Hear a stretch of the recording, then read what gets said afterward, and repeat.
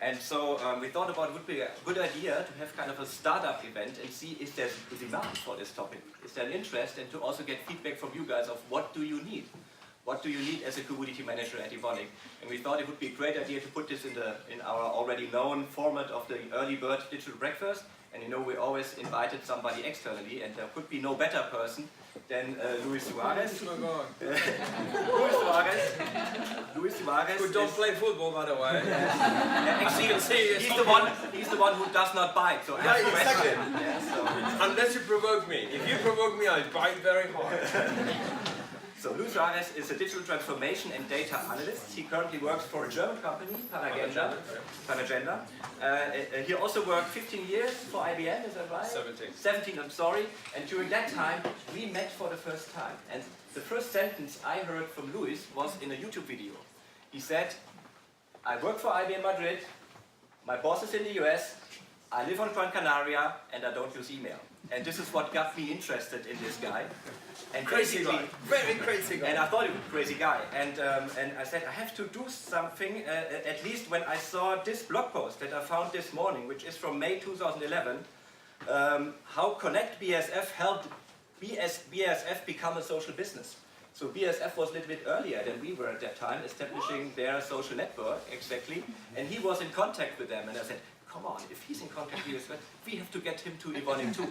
It took a couple of years, right? And I thought it might be of interest for you to see how this worked. How did I get in contact with Luis? Because I found out, basically, I went through these steps.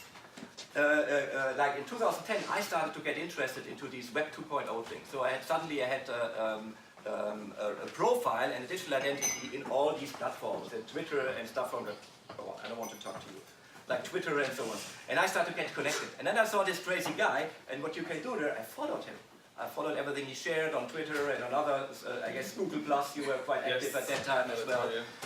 And so, and then I started to send signals. I kind of retweeted his tweets, or I liked some of his stuff, and he kind of said, this guy, Gimbal, he's also interested in my topic. Who's this weird Christmas talking? Yes. And I commented, and I started maybe sometimes, not often, to share my own stuff and what I have learned. And then even the two of us, we met in a think tank called Change Agents Worldwide in 2014, I guess, beginning of 2000, where I met him, where I met, by the way, also John Stepper, who was here last year. And where people try to bring this topic forward, because we realize it's so difficult to get this into companies, and we try to give each other tips and encourage each other to continue and to work on. And so this is where we kind of came closer together at some point. This was a kind of an example of working out loud, that you actually come to this day, which is actually a big day for me, to meet him in person for the first time today. That's weird. We know each other for like 7 years, and this is the first time that we meet face to face, and we don't have anything to talk about because we know everything.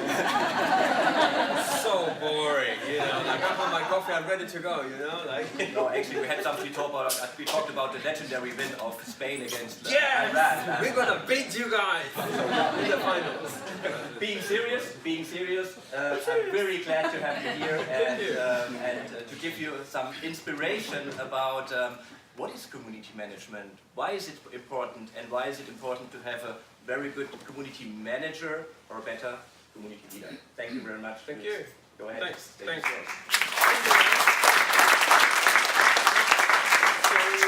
What I'm going to try to do today is I'm going to give you a short presentation in terms of what community management is all about. And I'm going to try to show you as well why we need to be careful about the words that we use, the narrative that we use, right? So as a starting point, this is Community Management Day, but I'm not going to call it community management, right? And the main reason for that is because you cannot manage communities, right? So what I'm going to talk about is community leadership, which is essentially how do you lead communities, right?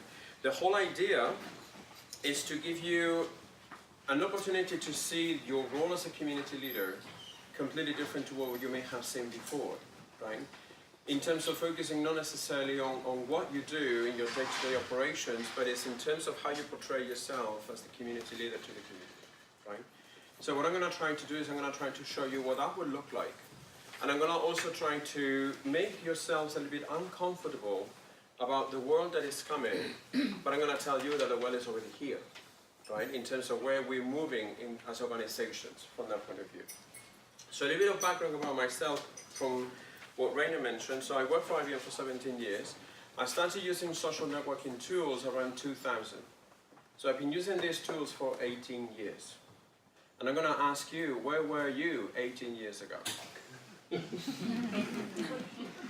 going to keep quiet, I'm not going to say anything else, right? So because, and the reason why I'm going to mention that is because everyone feels that social networking started with Facebook. No, it didn't. It was 6 years too late already, right? Some organizations, I've been one of them, but some other organizations have been using social networks for the early 2000, 2001. In fact, I started using blogs around 2002. And wikis in 2000 itself. So the whole idea around using social software and social networks has been there already for a while. Which is also interesting in terms of what Rainer mentioned, how he feels that even though you guys have been using connections for 6, 7 years, that he feels like he's still on the starting stage. And that's true.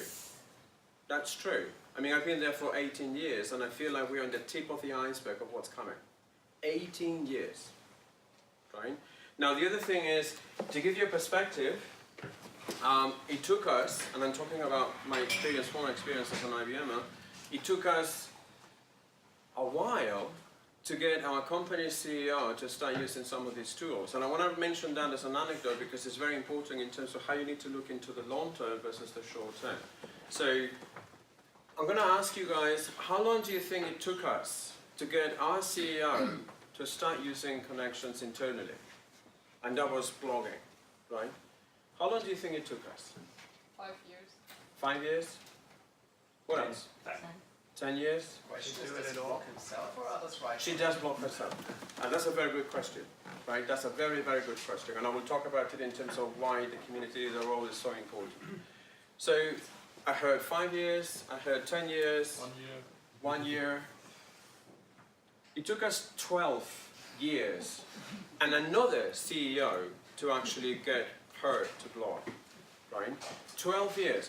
So if you feel like things are not progressing really fast, if you feel that people are not listening to you, if you feel that your manager is not paying attention, if you feel like all of these hurdles, remember, the pioneering company, or one of the pioneering companies, it took us 12 years to get her to blog.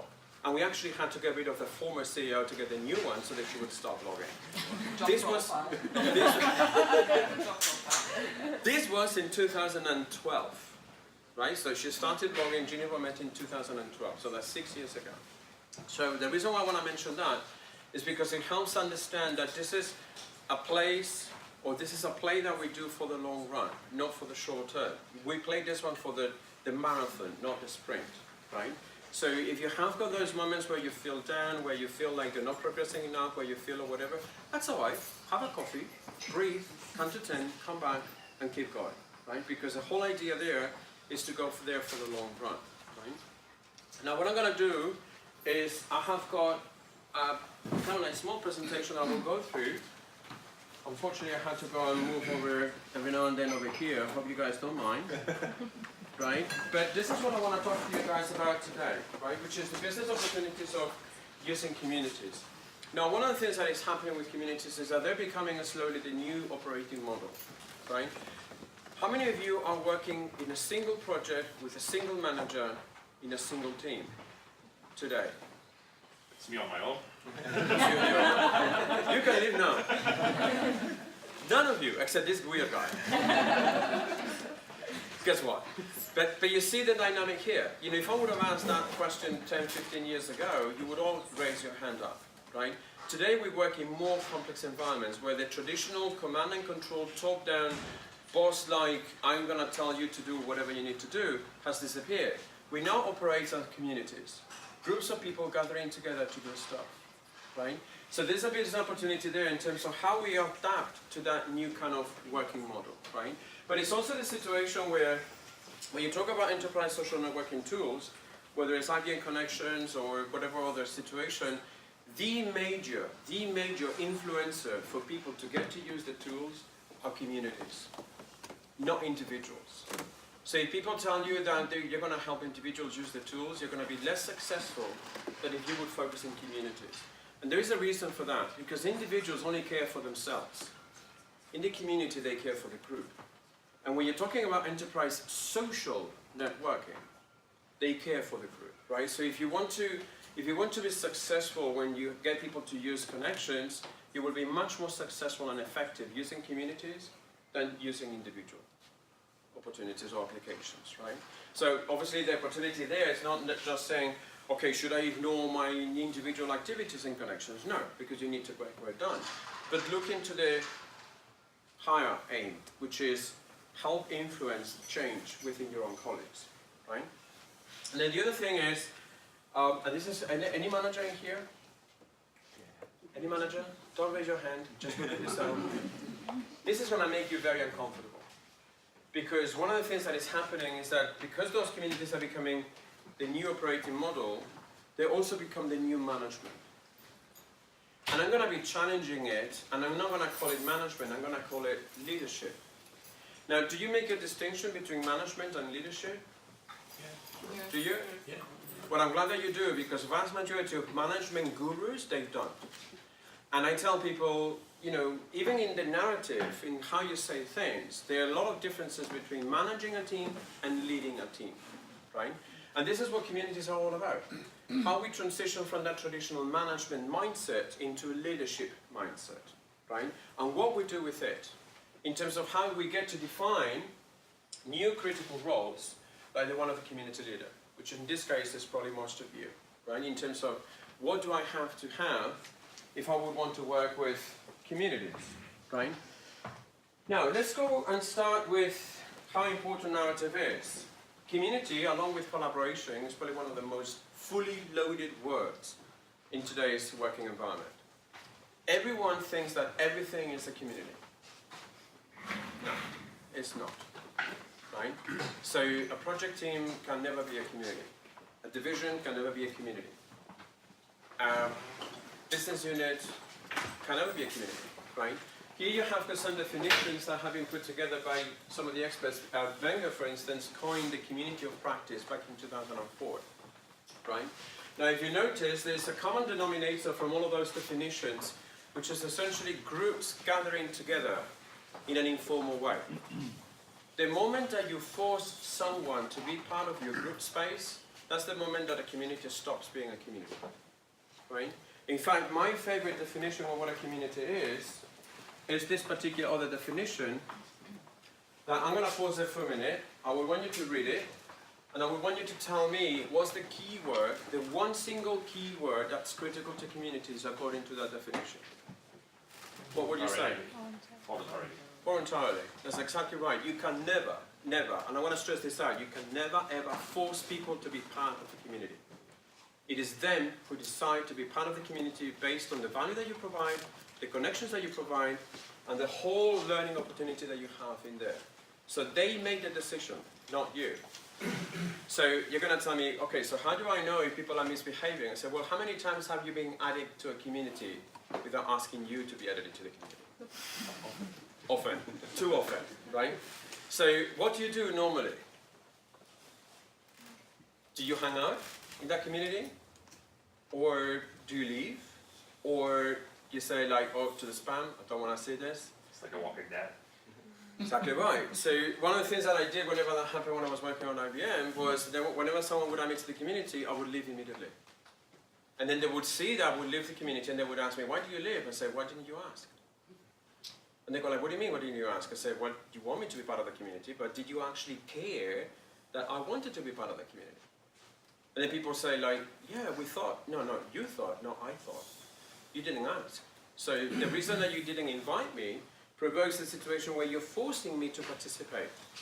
That's management, that's not leadership. You see the difference there from how management works and how leadership works? So what we see here, obviously, is what we need to do is to start thinking that communities are that new operating model. And interestingly enough, when you work with communities, you start in this particular tier, where you get people to share content, network, hang out with one another, learn from one another. And before you know it, as you start going through that particular ladder, you see how you move into that particular enterprise knowledge. The reason why communities are so powerful is because they are the ones who create the vast majority amount of knowledge within organizations. And believe me, the vast majority of that knowledge is in the open. And we will talk about openness later on, right? So what you see is that people are starting to gather around in communities, then they provide that enterprise knowledge, and then they start influencing how organizations work. By influencing how processes come together, how people get together, how they work on project initiatives, and everything else. And the last year, in terms of the value, is that over time, they change the business. A community of practice is that community that changes your practice.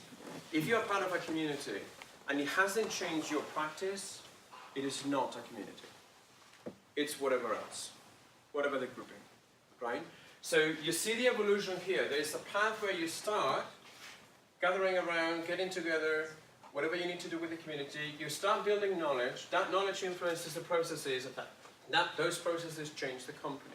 That's how it actually works, right? And if you look into how those communities come together, there's always a magic mixture of critical elements, right? Where a lot of people, when they start working with communities, they focus either too much on process or too much on technology. That's all rubbish. People. Communities are all about people.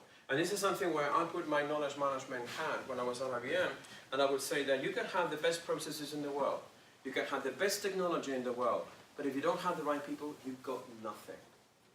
Literally nothing.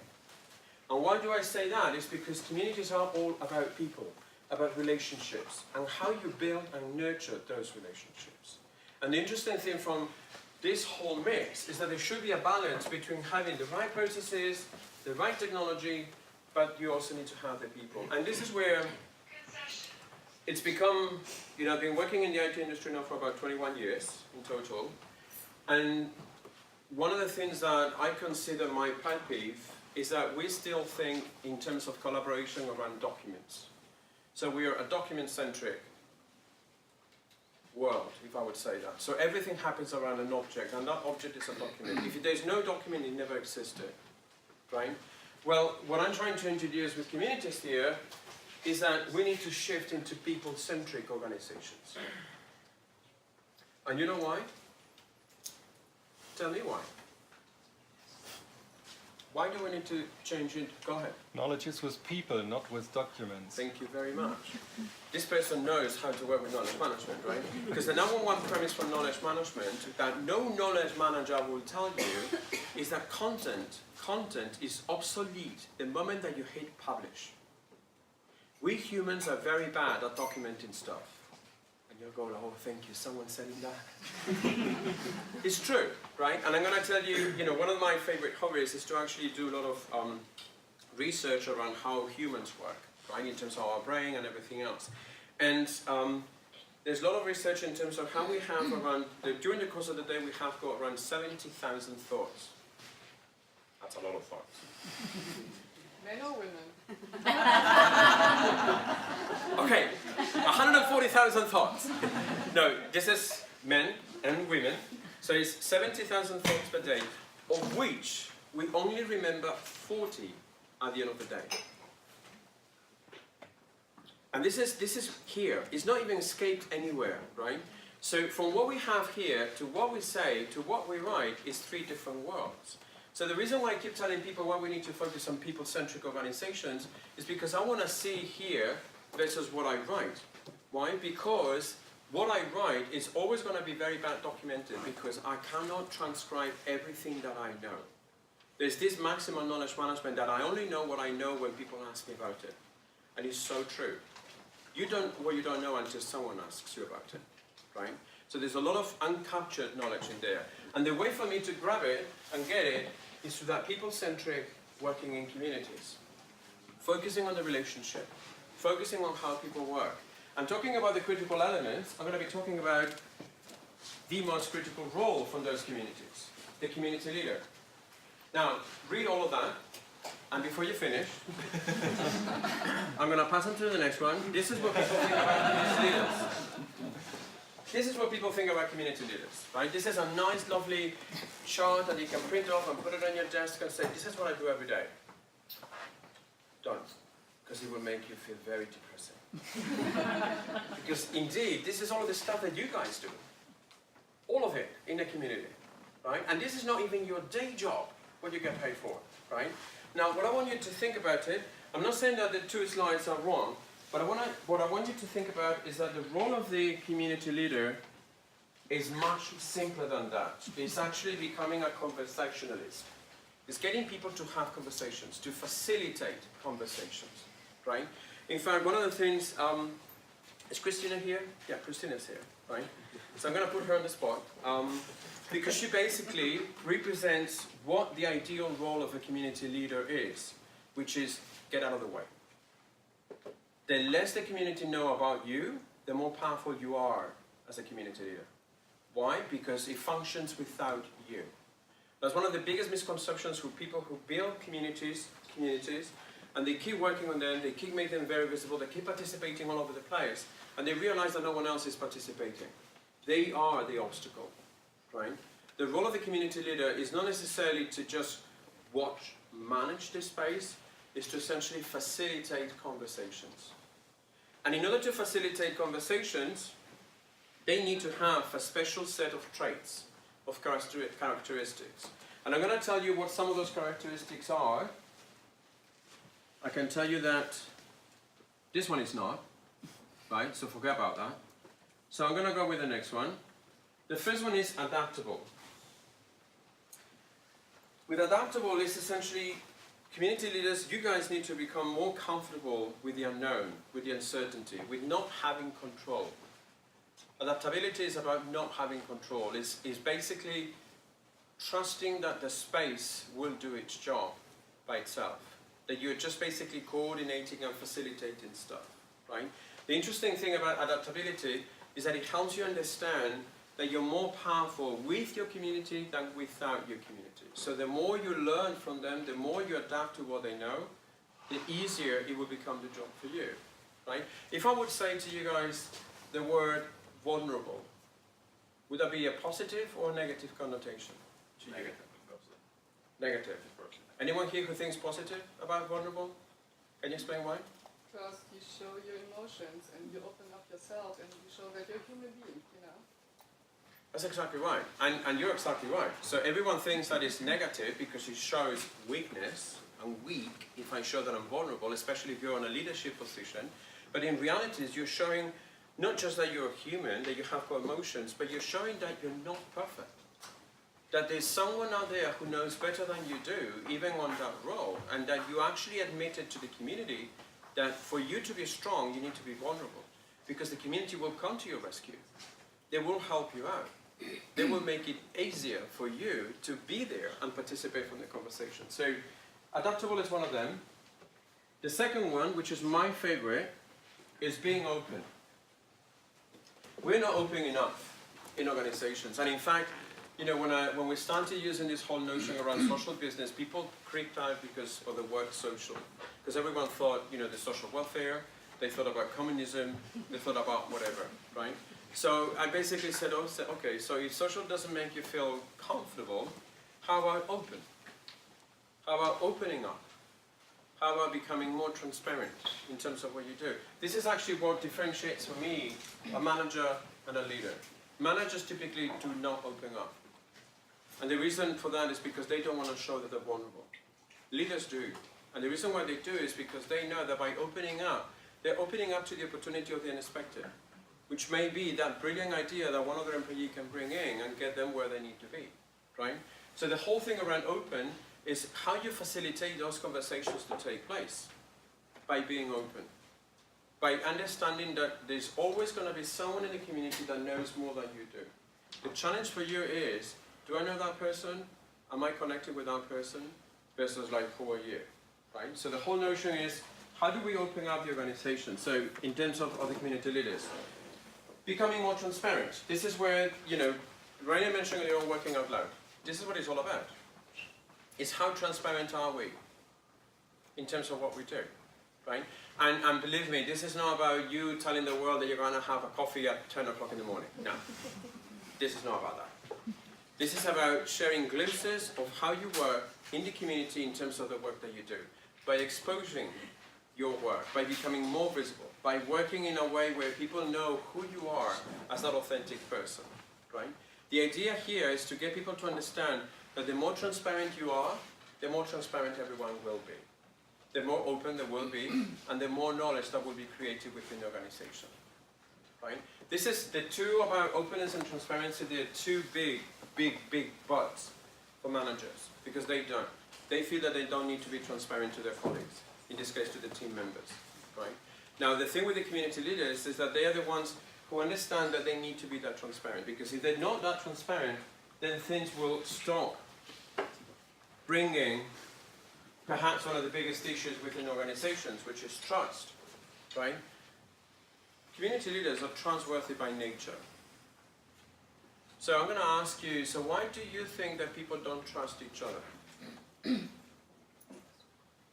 Or let me make you more comfortable. Do you work with people who you do not trust?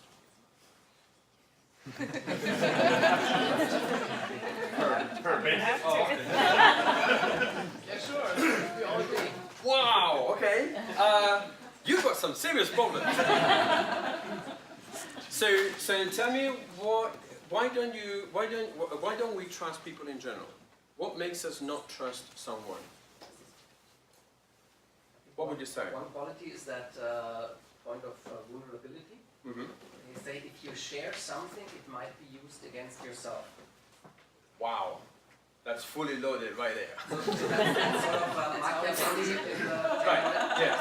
organization. Yes, that's a good point. That's actually, I know a few people who do not trust whatever other people because they feel that You see a lot of that mechanism. it will be used Not against because them. they want to be mean, because Right. they are afraid. Because they believe that in their mind is Fear is a very powerful demotivator, I can tell you that. So apart from that fear and everything else, what do you think else people don't trust each other?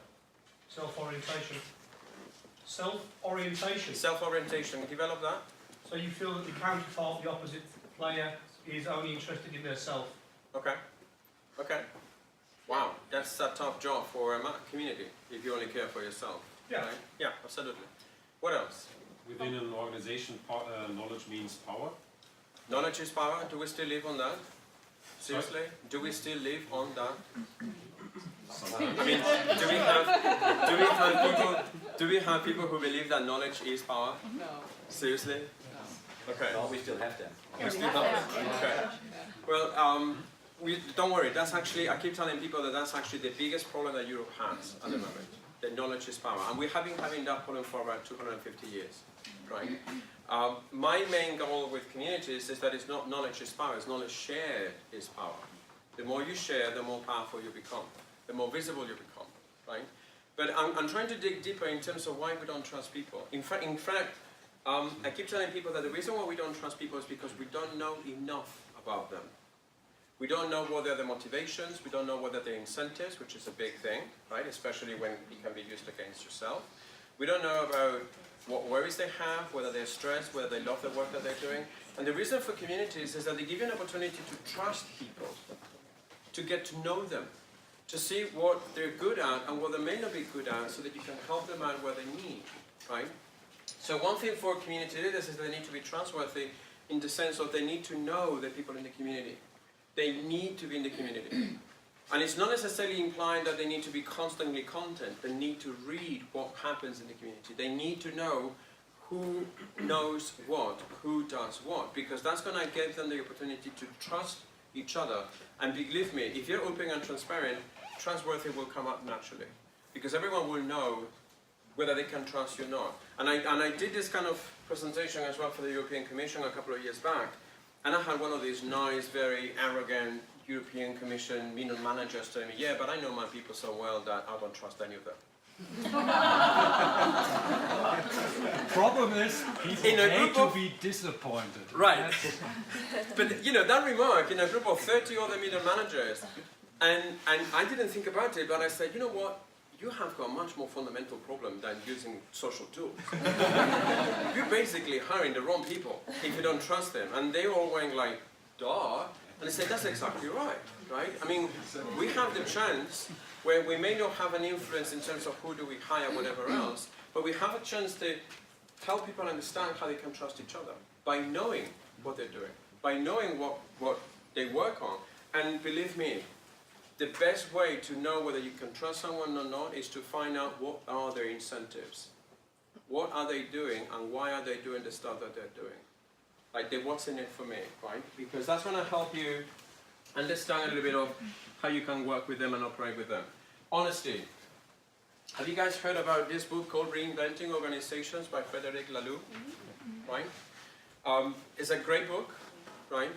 My favorite, there are lots of customer stories in there in terms of organizations that are doing things different, but my favorite, excuse me, one of my favorite stories about it is when Frederick basically says that when we come to the office, we put on a mask and we play a role of someone who we're not. So we pretend to be who we're not. So we basically leave honesty on the door, that door there, so we leave honesty there, then we're not honest, right? Now the thing about honesty in terms of the community leaders is that this is all about understanding that you're not perfect. But not just that you're not perfect, it's also that you're telling your people, the communities that you hang out with, that you're not perfect. That if you don't know something that people ask you, that's okay. No one is going to fire you for that, right? The whole thing around being honest is authenticity, is being you as a human being. Is being able to say to everyone, hey, I'm not perfect, I don't know it all, and I don't know everyone. But with all of us, I do, right? So the whole challenge in here with honest is basically tear down that mask and don't wear that mask, because that's what's going to help us essentially move into that authenticity of being who we are. And believe me, this is not necessarily about being obnoxious and being nasty. This is about you, being you, the real you. Don't pretend to be who you're not. If there's one thing that communities know, is they will know when you're lying. Or let me put it this way, they will know when you're not telling the truth, right? And that's something that can undermine how the community operates, because they will start questioning what are the motivations for why people are not authentic, right? So what you want to do is you want to have authentic relationships.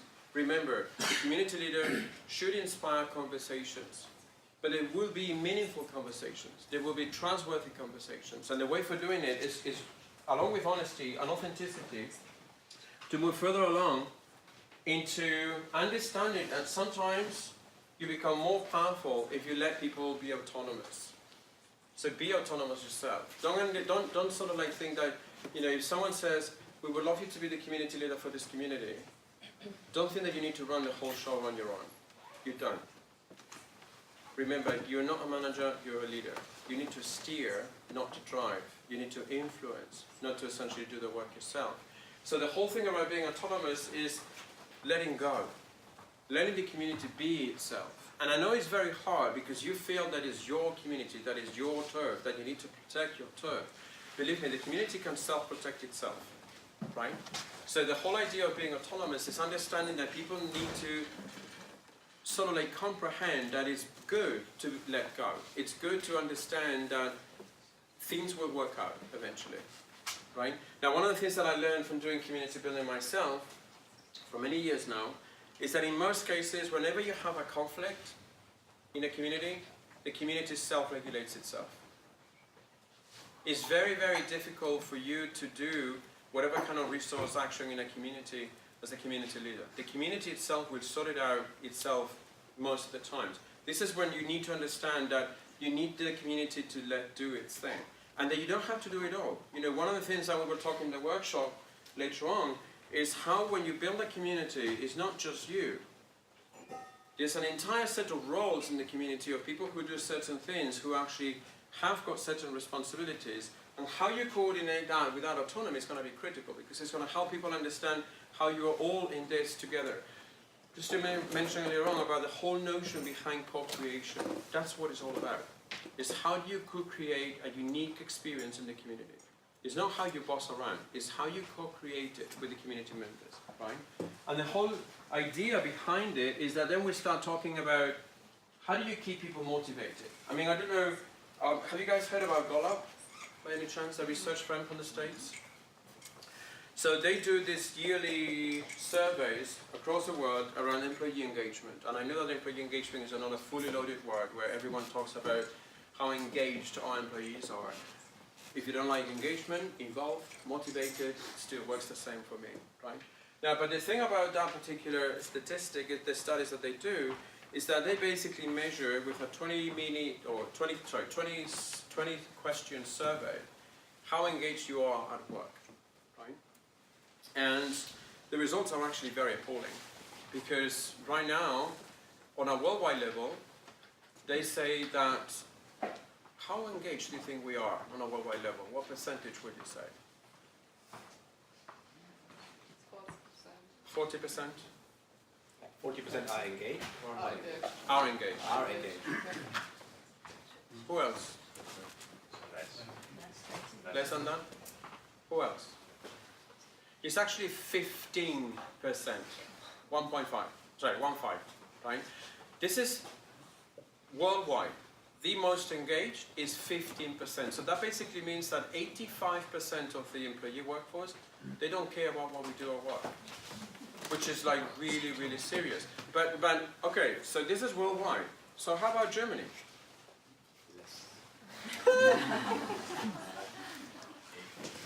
17. 18, 17, No, 70. oh, 70. Yes. Engaged. And yes. Officially mentioned. In Germany, it's actually 16%, which is not like very generous.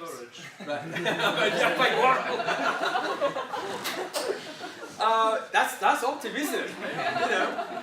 So there is this, but the thing is that it's very optimistic in the sense that it's 16 is above the average, right? Indeed. But there's actually a blog post out there where it mentions the engagement levels, and I will share that with you guys later, of all of the major European countries, and some of them, they don't even reach double digits. Spain is a nice, lovely 6%. France is 3%. So if you work with French colleagues, good luck. Anyone here from France? Because otherwise they should walk out discreetly. So we do have an issue with engagement. We do have an issue with motivating our employees. Now, one of the things that I know from working with communities is that they're very powerful motivators. And you know why? Who can tell me why? This is, by the way, why I think that organizations are going to shift into communities as the new management. Why do you think that communities make people more engaged? Tell me. We're talking about volunteers. We're talking about volunteers. So there is a motivation already. They voluntarily join the communities. What else? People like feeling part of groups. We are social beings. Unfortunately, or fortunately, we need to hang out with other people, right? And one of the things that the whole industry has done over the last 60 years is proclaim that we are all individuals, and we all individuals are only care about the individual, because you never know how people are going to use the information against me, right? However, we are tribes. We hang out socially with other people. If we don't talk to people, we feel like, what's going on with me, right? I need to be with someone. So one of the things about communities is that they have got a very, very, very strong sense of belonging. In fact, you know, there was this piece of, this article in the New York Times, where he commented that the last 2, 3 years, 4 years, we have got a lot fewer friends at work than ever before in our history. And I'm going to use friends like, you know, the Facebook friends, right? You know, right? But the thing about it is that all of a sudden, organizations are understanding that we no longer have that sense of belonging. That we basically come up to the office, we open up our laptop, we go for the coffee, I bring out my inbox, and I do email. That's no social. I'm sorry. Those of you who do that, I'm going to kill you. No, that's not social. We need to go into that strong sense of belonging, of co-ownership, right? Of hanging out with one another. And the reason about it is very simple, because if I have opportunity to work in communities, volunteers, where I hang out with people, where I know people and everything else, it's going to be a lot tougher for me to leave the company. The major problem that organizations have got right now is retention, talent retention, right? In fact, any one of you here below 35? Any of you have liars? A lot of people are lying here. Come on, be serious. So, how many of you have been at Evonik within the 35-year-old more than 2 years? Half of the ones who raise their hand. Now, there's research from HR that confirms that the average younger generations, they don't stay longer than 2 years within an organization, right? And you may say that, well, that's the new world. I say, yes, that's the new world. But also, HR themselves are saying that for an employee to be considered productive, it takes them 3.5 years. So you see the math there? So we let them go 2 years, and they're not even employees that are productive. And the reason for that is because they don't have that sense of belonging. It's a lot tougher for anyone to lead the organization if their mates, if their friends are at work, than, oh yeah, this is just another job. This is not just another job. This is where I do work with my colleagues, with my friends. This is what needs to happen with those communities. That's why those communities are so important in terms of regulating how organizations work. You will be able to attract talent and to retain that talent with that motivation, right? Now, the other thing... Go ahead. Individual appreciation Yes. that you can raise. Because Yes. Taylorism basically cuts off that human quality. Right, exactly.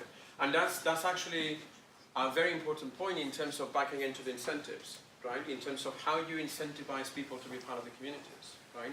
Where you can praise the work that people do in the communities, which is something that we will see in the workshop and everything else.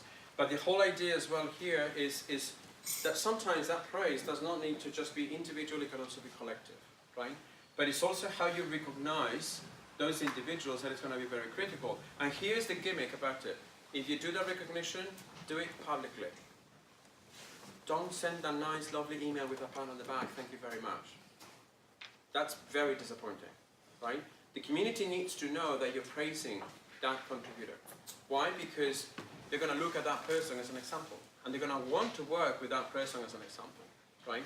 Remember, you influence how people work, right? Now, another thing here is about co-ownership.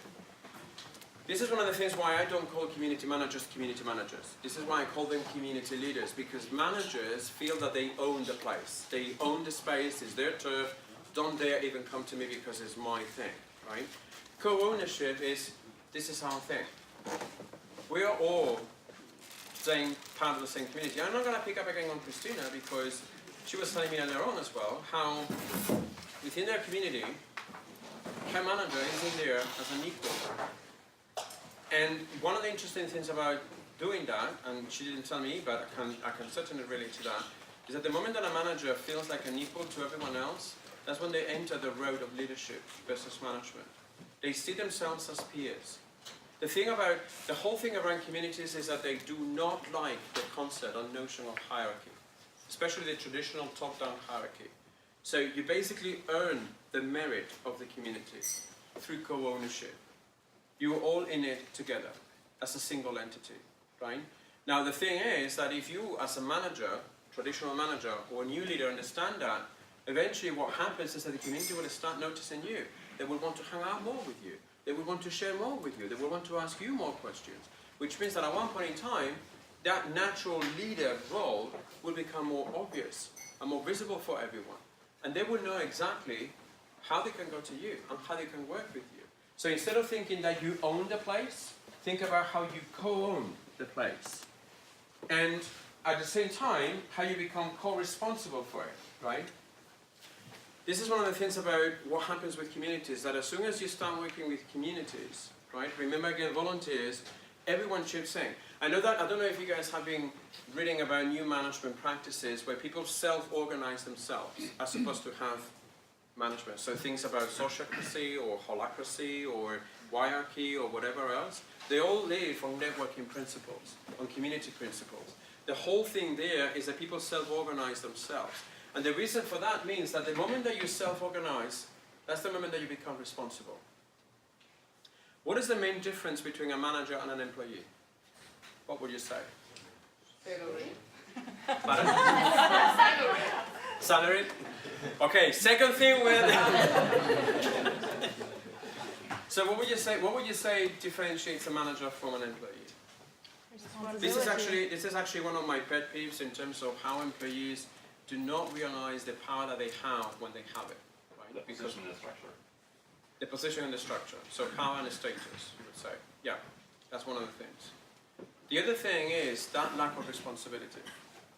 If you work in an environment where your boss commands you to do something, and you do it, if it doesn't work, who are you going to blame? Yourself or the boss? Of course, it was my boss who told me to do this. So right there, you're giving the power to your boss, to your manager, by not being responsible and accountable for what you do, right? The whole notion around communities is that they take that co-responsibility. They understand that they're a knit all together, and that if someone struggles within the community, someone else or a group will come to help that person. Have you guys heard about Buurtzorg? No, it's a Dutch word. It's an organization in the Netherlands, right? It's a group of nurses, around 14,000 nurses that do home caring. They don't have any managers. They have teams, and they operate with teams. They don't have HR, by the way. They don't have an executive line except the CFO and the CEO. That's it. Right? So if you're one of those positions, be careful, because that world is coming. Right? Now, but one of the things that they do interestingly is that they operate as teams of nurses. Right? And they share the tasks and the workload. And they do have incentives as well. So extra bonus pays and everything else. And they actually spread around the teams. So it's not like one individual gets it, it's the team gets it. Guess what happens with one of their team members cannot cope with the workload? And they see the prospect that the incentive is not going to be given to them this year. All of the rest of the nurses, they come forward to the rescue of that person and say, how can we help you so that we get that particular bonification or whatever else? So this is that co-responsibility. Is everyone owns and shares a share of that co-responsibility. So the whole notion in there is that people are in it together. There's nothing more frustrating than me than telling me, when I talk to people and work with clients and everything else, when they tell me that their bosses make the decisions. You're basically telling me that you just basically come to work to clock in and get paid at the end of the month, and that's it, right? You need to own the work that you do, right? And this is one of the things that you happen to have with communities in terms of how you work, right? And we're getting into some of the tougher ones, which is, this one is about being generous, which goes back again into praising your colleagues, right? And like I said before, this is very important that when you go and do your praise your colleagues, those who are very active participants in the community, please, please, please do it publicly. Through a blog post in the community, through a micro-blog post, through whatever congratulations you want to give.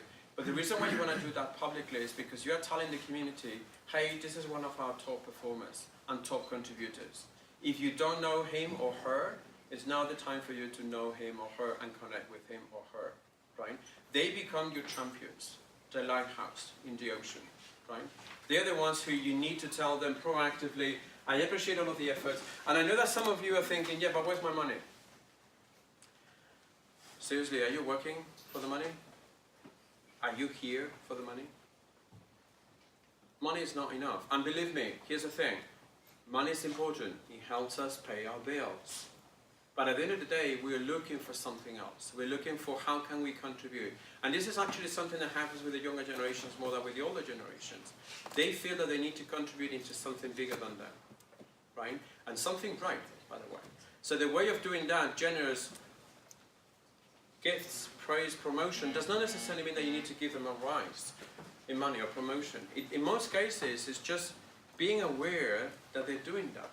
But being aware from the community point of view, because the moment that the community knows, whenever someone asks about the skills of that person, the community is going to say, hey, you need to talk to one of my colleagues here who've done it, right? So the whole thing about praising and being generous, it starts with doing it in the open because it's going to help them feel appreciated. And by the way, this is something that they can then use when they talk to their managers about what they've worked, right? A community manager, community leader should be purposeful. If at this point in time you manage a community and you don't know what the purpose of the community is, you're in trouble. Right? But here's the thing why you need to know that you need to be purposeful. The reason for that is because there will be community members in your communities who do not know what the community does. And that's a big problem. And you may say, well, that's a communications problem. I say, no, that's not a communications problem. That's a community leader problem, not knowing that there are people in there who do not know what the community is all about. Right? The whole thing about the purpose of the community is essentially what drives the community to do whatever they need to do. Right? And remember, this is a group of volunteers gathering together already in an informal way. So the whole thing around building that purpose is how do you tie that purpose to the business, right? Because, you know, how many of you here hang out in communities that are not related to work? Okay, some of you. So why do you hang out in those communities? Tell me. Fun. It's fun. Well, maybe to also kind of go out of our silo and see what's going on around us, try to see if I can learn something from there. Okay. Perhaps understanding. It's perhaps understanding probably Okay. why things are going on. Okay, you're not giving me what I'm looking for, so keep digging. It's inspiring. It's inspiring. Yes. What else? But it's not related to business, so why do we still do it? What is our purpose in those communities? By the way, you should have those communities. They are the healthiest thing that you can have in a community building program. Communities that are not related to work. But I'm looking for a particular keyword in here. One is tribal motivation. Exactly. Socially hanging Is out. building social capital. There's a greater chance that you will get work done more effectively in a community if you have someone who loves football like you do, than if you don't know someone who plays football like you do. And I'm thinking football, you know, because this crazy guy keeps coming on me, right? I don't like football really. But anyway, so the whole thing around those communities and their purpose is bonding, is that sense of belonging. That then when you go into the communities that are related to work, then you don't have to ask, who is this person? Or you can go, hey, he's this crazy guy that loves the turbo mix to cook. I don't know. In fact, one of the clients that I work with in Spain from the public sector, they have got a community for Thermomix recipes. It's one of the most popular ones. And guess what? They bring the dishes to work that they cook. That's why it's so popular. Right? So that helps, that strong sense of purpose in terms of building those relationships to then tie it into work. But for those communities that are already with the purpose of work, you need to ensure that people know that the reason why that community is there is because there is a business reason, right?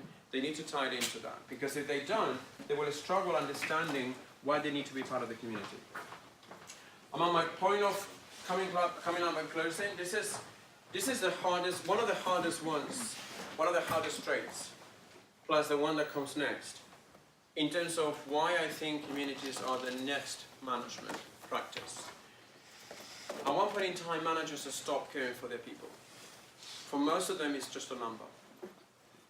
In fact, earlier on this morning, I was reading an article about someone in a conference event that basically was told that HR within the organization was known as human restrictions versus human resources. And I thought to myself, and I'm not looking at you specifically because I know you're working in HR, and I hope that... Only me. Right? You too as well? So, but note just how sad that is. An organization who thinks about their own HR organization as human restrictions. That tells me that they stopped caring for the employees. And that's very annoying. Because you wonder, you know, why are my employees disengaged? Well, how about because of that? Because you stopped caring for them.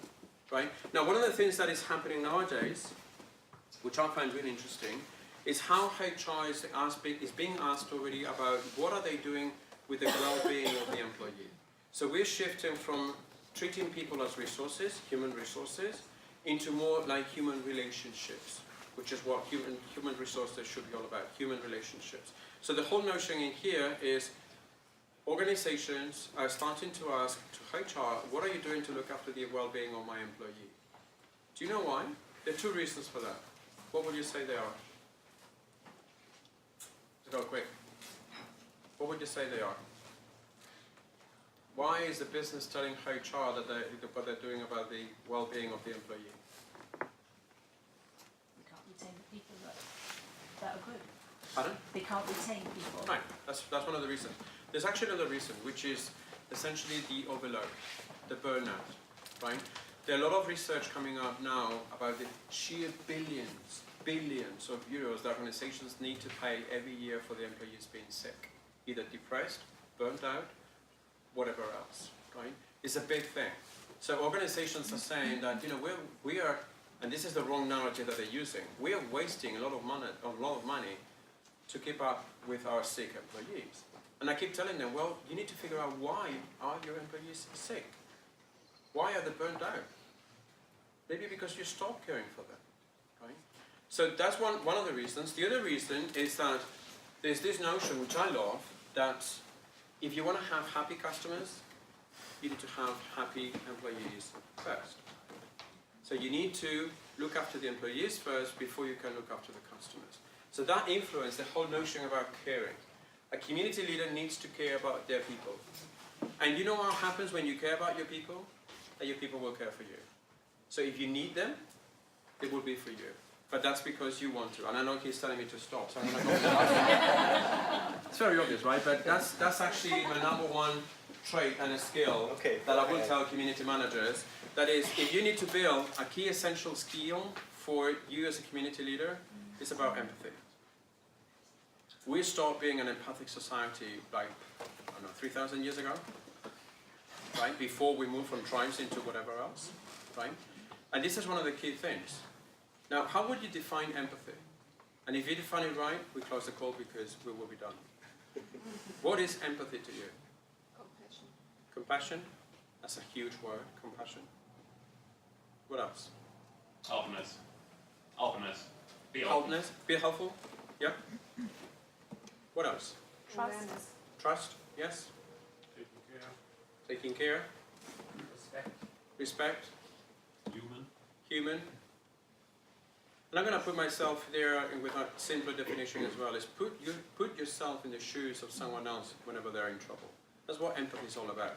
This is what differentiates a manager from a leader. This is what differentiates a team from a community. The community leader is constantly putting themselves in the shoes of the community members because they need to understand what's going on. And eventually, if you look into it, you guys already said it, it's all about humanizing businesses. And we're not going to do it through teams. We're not going to do it through divisions. We're not going to do it through business units. We're going to do it through communities. And your role is to steer that chase. So good luck with the journey. Thank you.